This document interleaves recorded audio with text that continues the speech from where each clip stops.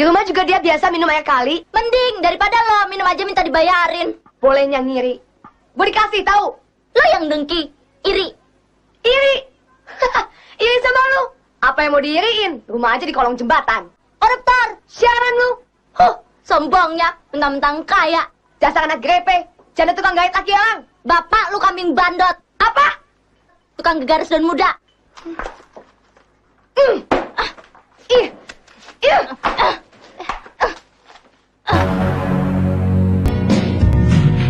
Jangan coba menghalangi segala hasratku yang menjadi ambisi.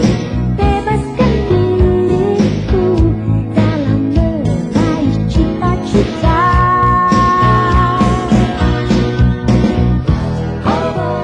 Assalamualaikum warahmatullahi wabarakatuh.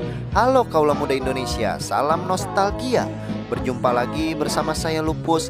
Salam hangat dari saya dan salam manis dari si Lulu. Kita bernostalgia lagi cing. Lupus ajak kalian ke tahun 1985.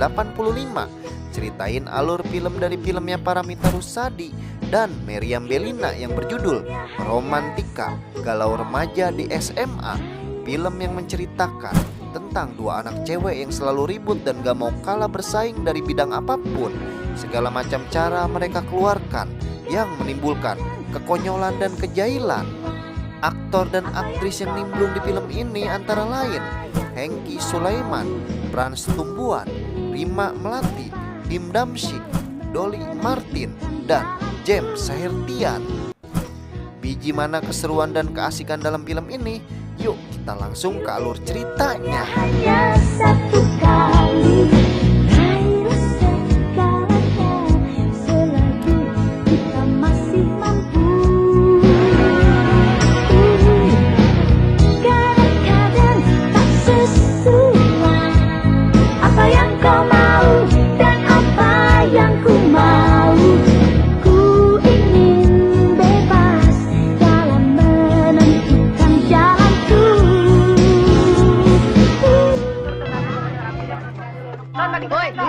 Film bermula di saat salah satu sekolah SMA di Jakarta sedang persiapan berangkat studi tur di Bandung di daerahnya Ciwidey. Bener-beneran naksir sama dia baru tahu rasa. Tapi tampangnya boleh juga kan? Perkenalkan kedua cewek cantik yang selalu bersaing di kelas di dalam bidang apapun. Ini adalah Atik yang diperankan oleh Meriam Bellina. Dia merupakan anak piatu, tinggal bersama ayah yang kaya raya bernama Pak Prawoto. Mendingan juga sih Boy yang mau berani. Sedang ini adalah Tia yang diperankan oleh Paramitha Rusady, anak yatim tinggal Tuh, bersama lihat ibu tuh si Atik. Nina dan kakeknya. Dasar perempuan kulit badak. Akhirnya bis pun berangkat. Di perjalanan anak-anak bernyanyi dan bergembira, di mana bis itu hidup penuh canda tawa sebelum dunia gadget menyerang generasi muda saat ini. Jadi tua sekarang tua apa? Tua muda. Sekarang tua muda sekarang. Atik ternyata ada hati dengan kakak kelasnya bernama Aris. Padahal Atik tahu Aris ini sedang dekat dengan Tia. Tetapi Atik gak mau kalah. Harus dia bisa dapetin Aris jadi gebetannya. Antara Atik dan Tia pun terjadi ledekan yang saling sambut menyambut di dalam bis itu, yang menjadi hiburan buat anak-anak yang Kan lain. lu yang kejar-kejar ke Aris. Semua orang juga tahu. Lu jangan ngomong sembarangan, Ti. Gini-gini gue masih miliknya gue, tahu. Nggak usah ngomong dulu, Ti. Lu kan udah kalah 1-0. Kalau gue mengebut, lu mau apa? Memang brengsek. Siapa yang brengsek? Udah punya pacar Tony, masih juga ganggu orang lain. Ngomong seenaknya. Alas, jangan pura-pura alim. Gue udah putus sama si Tony. Lu mau? Ambil. Ih, amit-amit ya Bang Babu. Gua harap mama bekas pacar lu. Sialan lu. Ngehina tuh ya? Ada suatu momen di jalan Ciwidey, sebuah mobil sedan mau lewat, tetapi suruh anak-anak ke Pak Sopir, jangan dikasih lewat itu mobil sedannya.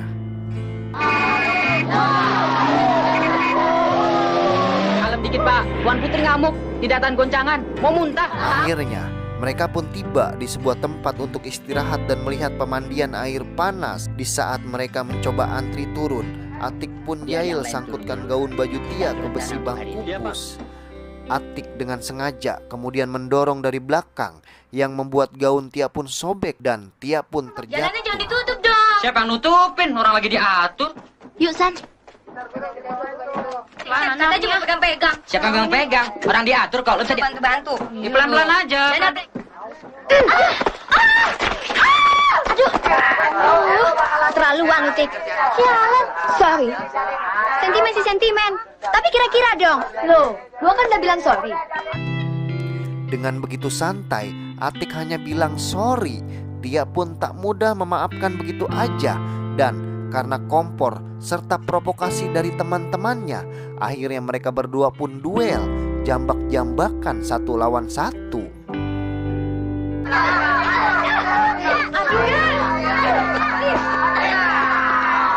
Nik, bantuin dong.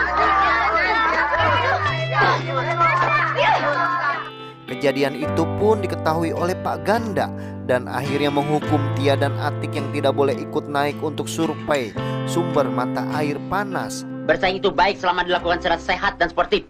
Kalian berdua memang keterlaluan. Atik dan Tia tidak boleh ikut. Kita akan meninjau sumber danau air panas di balik bukit itu. Mereka harus diam di tempat sampai kita kembali. Kita harus cepat karena kita masih harus ke tempat kita menginap sebelum gelap. Karena kakinya Aris lagi pincang terkilir, Pak Ganda pun memerintahkan ke Aris untuk menjaga Atik dan Tia. Dengan kebaikan hati Aris pun kemudian belikan keduanya minuman. Tetapi Atik ternyata orangnya rada gasrak jadi cewek. Kok buru-buru amat sih? Duduk di sini dong ngobrol. Mau Atik pijitin? Nggak usah, saya antar ini dulu ya. Maaf ya. Belum berapa lama mereka berdua pun terjadi lagi sindir-menyindir di antara keduanya yang merembet kemana-mana. Yang dengki, iri. Apa yang mau diiriin? Rumah aja di kolong jembatan. Iri. Iri sama lu. Sombongnya, mentang-mentang kaya. Koruptor. Siaran lu. Bapak lu kambing bandot. Tukang gegaris dan muda. Dasar anak grepe. Jangan tukang gait laki orang. Apa?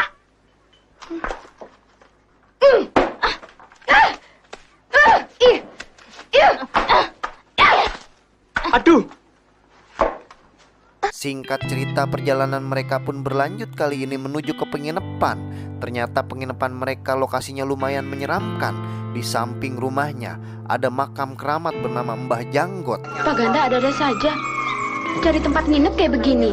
Karena kebanyakan ngobrol Atik dan Heni, akhirnya Atik terjerumus ke dalam salah satu lubang yang ada tengkorak kepala. Tanya ngapain? Protes. Atik!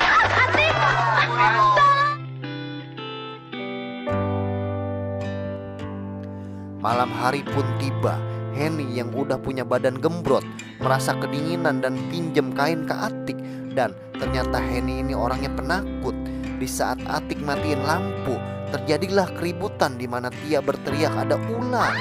Semua cewek pun berhamburan keluar. Pak Ganda kemudian ambil pentungan dan hajar ular itu berkali-kali pakai pentungan dengan disenter.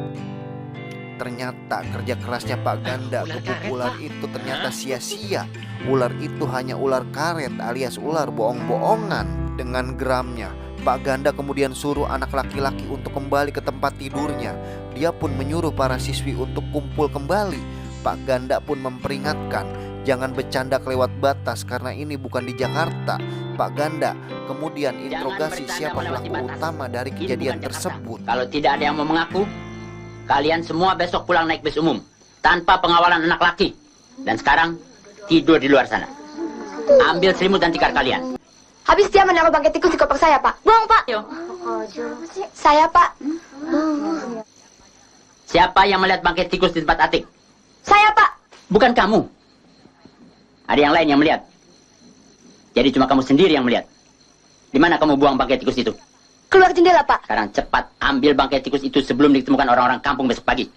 Jadi kamu buang bangkai tikus itu ke keramat Mbak Janggut. Ayo Atik, cepat. Tidak ada bangkai tikus, Pak. Bagus. Sini. Akhirnya Atik pun mendapat hukuman dari perbuatannya dengan tidak ikut meninjau pabrik pembuatan teh. Dan dia pun disuruh bantu anak kelas 3 di perdapuran. Esok pun telah tiba. Tia dan rekan-rekannya pergi ke pabrik pembuatan teh. Sedang Atik ternyata sedang berada di Danau Situ Patenggang sendiri menikmati udara sejuk di sana. Tiba-tiba datanglah seorang pria berkuda bak pangeran mendatangi Atik. Ternyata dia berprofesi sebagai asisten sutradara film. Sambil menggoda Atik yang sedikit cuek, pria itu pun kemudian mengeluarkan kartu nama dan ajak Atik untuk audisi bintang film di tanggal 8 April di Jakarta. Pas banget sutradaranya datang juga mencari rekannya itu. Atik pun tak mau kehilangan momen yang langsung datangin sang sutradara. Pak, saya kan lagi cari lokasi, Pak. Siapa namanya, Dik? Sini, Dik. Kenalkan, Atik. Saat di penginapan, Atik dengan sombongnya bercerita di depan teman-temannya bahwa dia akan menjadi aktris terkenal. Tetapi Tia apeskan Atik yang belum dites aja udah ngomong ngalor ngidul. Karena di antara Atik dan Tia tak ada yang mau ngalah. Akhirnya teman-temannya memutuskan untuk Atik dan Tia sama-sama aja mendaftar audisi Teman kita film. benar-benar jadi bintang film. Lu kira jadi bintang film cuman egal-egal kayak kapstok jalan? Acting yang perlu. Main sama Roni Martin lagi. Tampang lu sih tampang figuran. Ngepel ubin, bersihin kakus. Alah, gue sih gak mau datang jadi bintang film kayak si Ati. Tia, lu ikut juga dong tesnya. Masa kalah sama si Ati? Pakai alasan segala. Bilang aja lu takut ditolak. Siapa yang takut? Gini-gini kakek gue artis film tahu. Temen mainnya Tan Chen Bok. Wah, aku temen mainnya Tan Cheng Bok. Babe gua temen mainnya Marlon Brando. Tapi semua itu ada taruhannya. Bila Atik yang kalah, Atik akan mencium Pak Ganda. Sedang bila Tia yang kalah, Tia yang akan mencium Aris. Di malam itu semua anak-anak sedang menikmati tontonan jaipong bersama para warga. Atik yang sudah menguap terus, dia pun pingin pulang ke penginapan.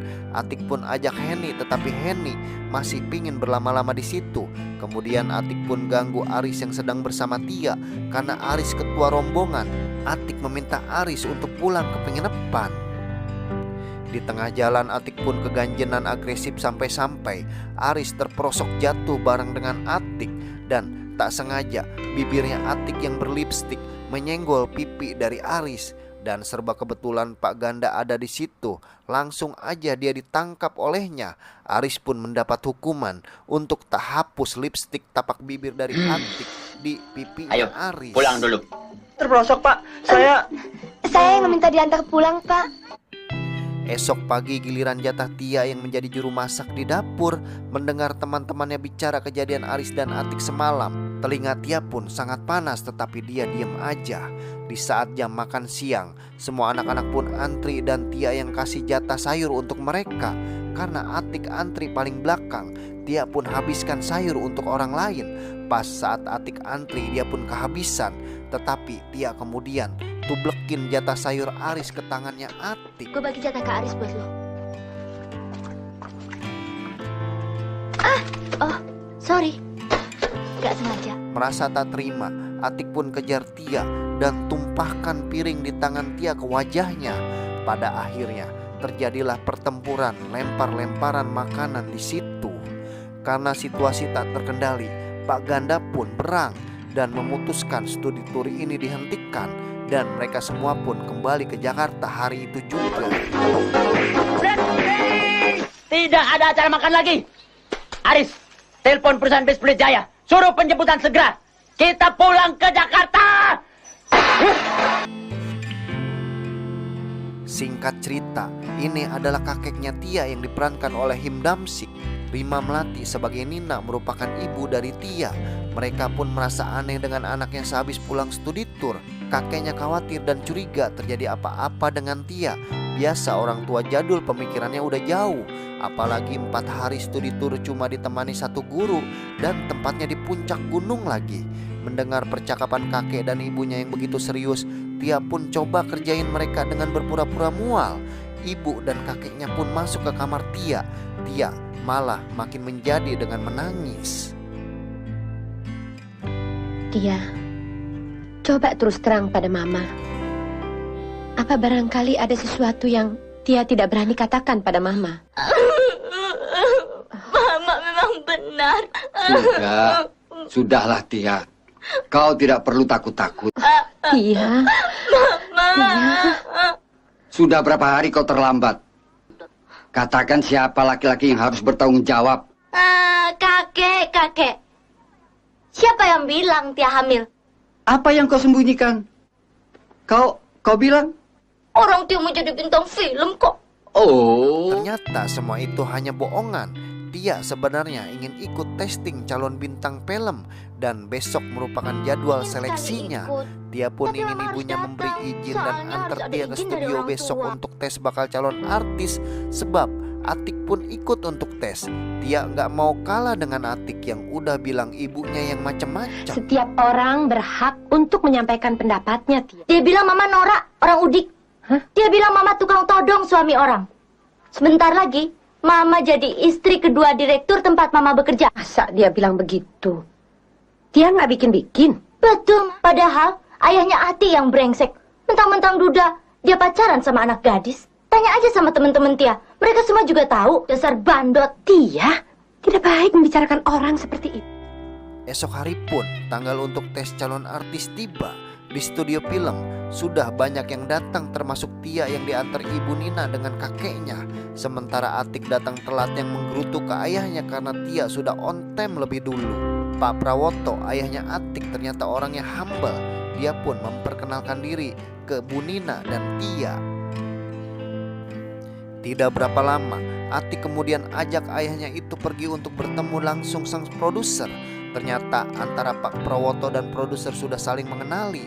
Akhirnya si produser telepon sutradara untuk bubarin testing acara calon artisnya. Karena artisnya sudah ada, yaitu Atik. Cincai kalau udah kenal sama orang dalam mah. Ya Ma, panggil Basuki. Suruh pulang semua, tidak ada tes lagi hari ini. Suruh menghadap saya. Ya, tinggalkan saja semua. Ya, segera. Bung Basuki, kita sudah ketemukan pemeran utama film kita yang baru, Miss Ati. Saya sudah sering mendengar nama Bung Basuki. Bung Basuki seorang sutradara yang tidak suka membuat film buka-bukaan. Betul bukan? Singkat cerita, diadakanlah acara kenaikan kelas dan acara juara umum sekolah. Pak Ganda yang menyampaikan semua juara-juara dan terakhir juara umum sekolah jatuh ke tangan Tia. Selanjutnya juara 2 jatuh ke tangan Atik. Mereka berdua pun menaiki panggung untuk mendapatkan trofi serta hadiah. Dan apa yang terjadi dengan Ibu Nina bersama Pak Prawoto? Mereka rupanya tambah dekat dengan mengobrol bersama. Ternyata Tia dan Atik terlibat suatu perjanjian kemarin. Barang siapa yang kalah jadi calon artis, Tia akan cium bibirnya Aris, sedang Atik akan cium bibir dari Pak Ganda. Dan ternyata Atik yang menjadi calon artis, janji itu pun harus dilaksanakan oleh Tia. Semua teman-teman di sudah depan menunggu di teman-temannya. Tia Kau pun harus mencoba bercium. cium Haris. Sini pegangan gue bawain. Ayo dong Tia, lo kan udah janji. Jangan dorong-dorong gitu dong. Ayo cepet, Kak Arisnya udah nunggu tuh. Tuh dong. Iya. Kita liatin dari sini. Kita nggak ganggu. Ayo. Aduh. Ayo dong. Cepat. Mulai dari pintu sini terus memanjang sampai ke belakang sana ya. Kamu tolong kumpulkan anak kelas 2 ya. Begitu.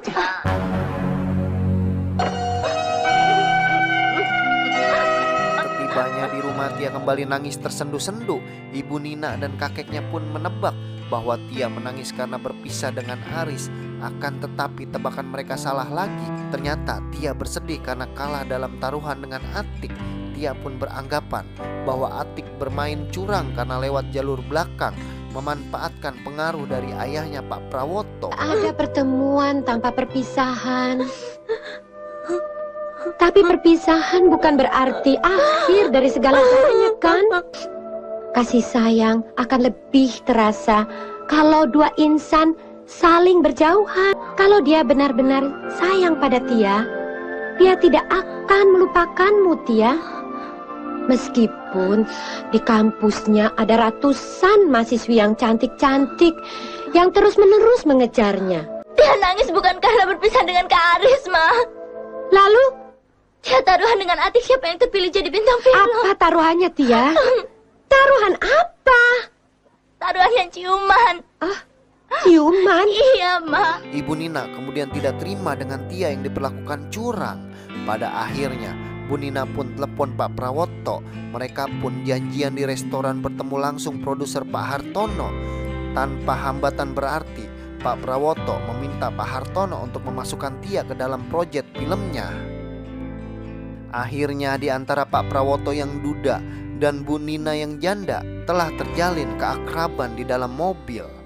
Kepusingan pun melanda antara Pak Hartono sang produser dengan Basuki yang sutradara. Mereka pun briefing tentang pembagian peran untuk Atik dan Tia. Keesokan pagi Pak Prawoto begitu ceria dan tampil mempesona. Kepada Atik dia pun bilang mau bertemu rekan bisnisnya. Atik tak mudah dikadalin begitu aja. Diam-diam dia pun ikutin bokapnya dari belakang. Sangat kaget Atik ketika melihat bokapnya naikin cewek di pinggir jalan, yang ternyata itu adalah Ibu Nina, ibunya Tia. Masa bisnis di pinggir jalan?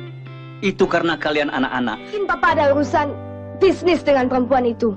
Kegalauan pun melanda pada Atik. Dia pun akan berbuat nekat di belakang bokapnya karena Pak Prawoto juga bermain Atik bisa saja sembunyi-sembunyi pacaran di belakang sembunyi-sembunyi Atik. seperti papa. Pokoknya papa akan terima kejutan nanti. Di malam itu Atik pun mendatangi Pak Hartono di kantornya. Awalnya Atik ingin menggoda Pak Hartono, tetapi Pak Hartono bukan tipe cowok mata keranjang. Dia pun malah membalas menasehati Atik tentang ayahnya. Ati harus bisa mengerti keadaan papa. Dia sudah lama menduda. Sudah waktunya dia mencari teman hidup. Satu waktu nanti Ati akan meninggalkan papa.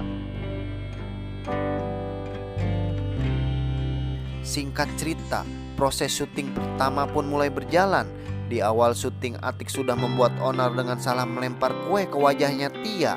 Dan Atik pun berbicara di luar teks yang membuat mereka berdua pun kembali bertengkar dan jambak-jambakan. Udah gak becus main masih bertingkah. Kok Brengsek. Tia dikenain? Kamu tidak bakalan diterima jadi bintang film kalau ibumu tidak minta-minta tolong pada ayahku. Gitu. Dasar ibumu tukang minta-minta. Bohong. Bohong. Tanya ibumu kalau tidak percaya. Pada akhirnya pertempuran terjadi antara anak dan ibu di rumah. Antara Ibu Nina dan Tia terjadi perdebatan yang cukup sengit. Di sela-sela perdebatan itu, tiba-tiba Aris muncul. Ibu Nina pun menyuruh Aris untuk masuk dahulu. Ternyata Aris datang cuma mau menanyakan kepada Tia tentang syuting di puncak jadi atau enggak. Soalnya teman-teman setuju untuk menjadi pemain figuran. Aris cuma mau tanya Tia soal syuting di puncak. Jadi tanggal 15 ini apa tidak? Oh jadi. Kalau Nak Aris ikut, jadi tante tidak usah mengantar Tia. Tia pun kemudian menyuruh ibunya untuk temanin dia syuting ke puncak. Tia nggak mau nyokapnya asik-asik pacaran dengan Pak Prawoto di Jakarta selagi Tia berada di Kalau puncak. tidak, dia tidak tanggung. Kalau Kak Aris memberikan cucu pada mama sebelum waktunya. Dan syuting di puncak pun berlangsung. Hari itu telah selesai di satu tempat menuju ke lokasi berikutnya. Ada yang naik motor dan ada juga yang menaiki mobil. Ternyata Pak Hartono sedikit ganjen dengan Bu Nina. Dia pun terus pepet Ibu Nina cari-cari kesempatan. Hingga ketika Bu Nina naik motor dibonceng Aris, Pak Hartono juga bonceng naik motornya. Di malam itu merupakan acara temu kangen antara pemain figuran dan kru film yang telah selesai melakukan syuting. Karena keesokan hari para figuran ini akan dipulangkan kembali ke Jakarta. Tia yang sedang sendiri kemudian ditemani oleh Pak Hartono yang terus memperhatikan Tia. Memandang Aris penuh makna, Pak Hartono pun menyuruh Tia untuk datangin Aris. Gua akan dapat honor, apalagi yang sudah top. Honor kan jutaan, Mas. Tapi kalau yang jadi bintang benar-benaran, wah repot deh. Kontrak kanan, kontrak kiri. Kerjanya nggak tanggung-tanggung. Oh, honor memang besar. Nih, syuting di puncak dari pagi sampai sore. Malamnya sudah turun ke Jakarta untuk syuting film lainnya lagi. Pulang jam 4 pagi, langsung berangkat ke puncak untuk melanjutkan film yang kemarinnya. Nah, atur itu waktu. Nggak kowe udah bagus. Dia pun kemudian ajak Aris ngobrol di suatu tempat yang agak mojok.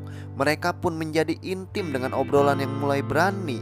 Ternyata teman-teman Tia ngegap mereka berdua. Maksud Kak Aris? Sun? Kemudian Tia pun berlari di pinggir kolam. Yang tak sengaja salah satu temannya mendorong sehingga Tia pun tercebur ke dalam kolam. Bisa berenang. Selepas itu Tia pun dibawa ke kamar dan ditidurkan karena Tia tak sadarkan diri akibat tenggelam. Kejadian itu pun membuat geger dan akhirnya Tia pun telah siuman kembali. Di waktu itu istri dari Pak Hartono pun datang berkunjung. ada suatu momen di mana Ibu Nina sangat bijaksana menjawab pertanyaan teman-temannya Atik dan Tia di kamarnya tentang sifat dan sikap Siapa yang Atik. iri? Biar Ibu duitnya Nina pun segudang, membaguskan gue dan tak amit-amit menyalahkan pacaran sama Atik. orang yang umurnya sama babe gue. Si Atik sendiri kan anak orang kaya. Itu sih memang sifatnya Atik aja yang amora. Ayo, kalian jangan sembarangan menuduh. Mama sudah bela-belain Ati ah. Bagusnya istri Om Hartono datang belakangan. Tante pikir si Ati anak yang baik. Om Hartono tante lihat lagi ngapain sama si Ati? Enggak ngapa-ngapain. Om Hartono cuma kasih petunjuk untuk adegan besok pagi. Dan kejadian itu ternyata didengar oleh Atik dari luar kamar. Dan di saat anak-anak gadis itu mau tidur, mereka semua pun dicium satu persatu oleh Bu Nina. Tak ketinggalan, Atik pun dicium penuh makna oleh Bu Nina. Di tengah malam Atik pun terbangun dari tidurnya. Dia pun kemudian dihampiri oleh Bu Nina yang melihat Atik terbangun. Dengan penuh kesadaran, Atik pun meminta maaf terhadap Bu Nina. Dan Atik meminta dipeluk oleh Bu Nina. Ada persoalan yang barangkali Tante bisa bantu. Tante, maafkan Atik selama ini. Tante tidak apa-apa. Tante mengerti. boleh Atik minta Tante peluk Atik. Tia. Ternyata kejadian Bu Nina peluk Atik dilihat oleh Tia yang kedapatan di pagi hari. Tia pun uring-uringan terus ke Bu Nina. Sampai pada akhirnya Atik pun membela Ibu Nina sehingga terjadi lagi perkelahian antara Atik dan Tia yang menyebabkan Bu Nina terjatuh. Mama, biar. Dalam kesempatan itu akhirnya Bu Nina memanfaatkan momen untuk Atik dan Tia yang mulai membaur. Dan mereka berdua akhirnya bisa saling memaafkan kejadian-kejadian di masa lalu. Sudahlah Tia, aku yang salah. Sebaiknya kita panggil dokter. Jangan-jangan berbahaya. Ada apa? Atik, kenapa Ibu Tia?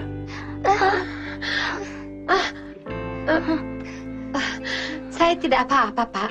Cuma pusing. Di pagi itu pun menjadi pagi yang paling bahagia di antara Bu Nina, Tia, Atik dan Pak Prawoto. Mereka akhirnya saling menerima satu sama lain dengan sukacita.